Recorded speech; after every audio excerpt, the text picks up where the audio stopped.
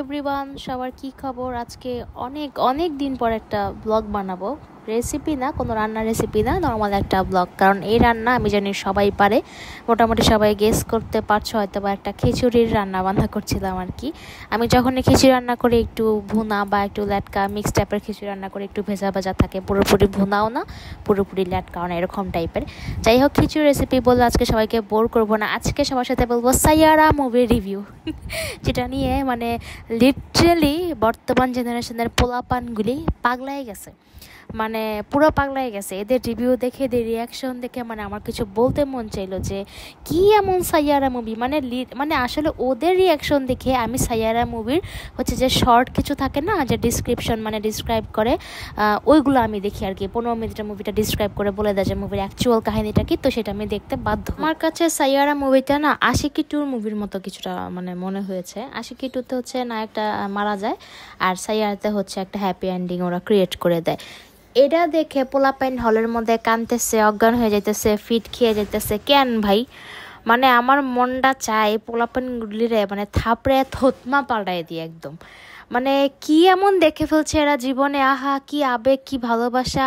আহারে পোলাটারে ছুরি মারছে দেখে মানুষজনের কান্নাকাটি, মেয়েগুলার কান্নাকাটি, বেয়াদ্দব। মানে জীবনে আর ভালোবাসা প্রেম প্রীতি দেখেন নাই, গিয়ে ভালোবাসা রিয়েল লাইফে গিয়ে খোঁজ, রিয়েল লাইফে গিয়ে দেখ, তখন বুঝতে পারবে যে আসলে ভালোবাসা কি জিনিস। সাইয়ারা না ততক্ষণই ভালো লাগে যতক্ষণ সাইয়ারা বাইকে নিয়ে নিয়ে ঘুরে, যতক্ষণ সাইয়ারা তোমার জন্য রোমান্টিক কিছু স্টান্ট করে, সাইয়ারা গিয়ে গিয়ে তোমার সাথে দেখা সাক্ষাৎ করে, তোমাকে একদম বিউটিফুলি কিছু গিফট প্রেজেন্ট করে, ততক্ষণ সাইয়ারা খুব সুন্দর, সাইয়ারা খুব ভালো লাগে। কিন্তু যখন তুমি তোমার জীবনে আসলে সাইয়ারাকে পাইয়া যাবা, মানে তুমি তোমার সাইয়ারার জীবনে ইন্টারফেয়ার করবা বা তোমার জীবনে সাইয়ারা আসবে, তখন বুঝতে পারবা আসল সাইয়ারা কেমন হয়। বুঝতে পারছো? মানে সাইয়ারারা জীবনে কি কি করতে পারে, দেখবা না ঠাস করে উল্টায় গেছে।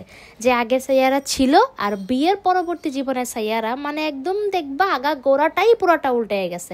তখন মনে হবে কি, হে আল্লাহ খোদা পৃথিবী ভাগ করে দে, আমি মাটির মাঝখান দিয়ে হান্দে যাই।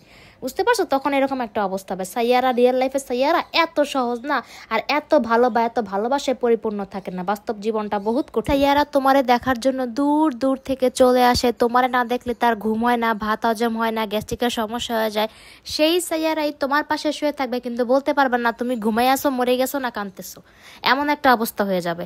যেই সাইয়ারার জন্য মানে তুমি সারাদিন অপেক্ষা করে বসে থাকবে, সেই সাইয়ারা ঘর ঢুকে তার নিজস্ব সাইয়ারা নিয়ে বসে থাকবে। সেটা কি জানো? তার মোবাইল ফোন।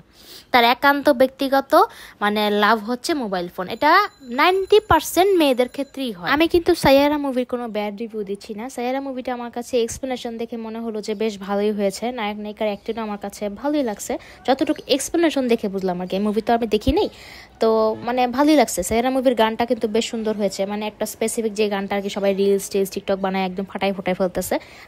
গান শুনে কাইন্দা ভাসাই দে। বাট সাইয়ারা মুভি দেখে এমন ঢং করার তো কিছুই নেই ভাই। নিজের জীবনের আসল সাইয়ারাগিরি কখন বুঝতে পারবা জানো? যখন তুমি বিয়ে শাদী করবা, দুইটা ডাল চাল নাড়াচাড়া করবা, একসাথে সংসার করবা, দুইটা হাড়ি একসাথে হবে, টুংটাং আওয়াজ হবে, তখন বুঝতে পারবা।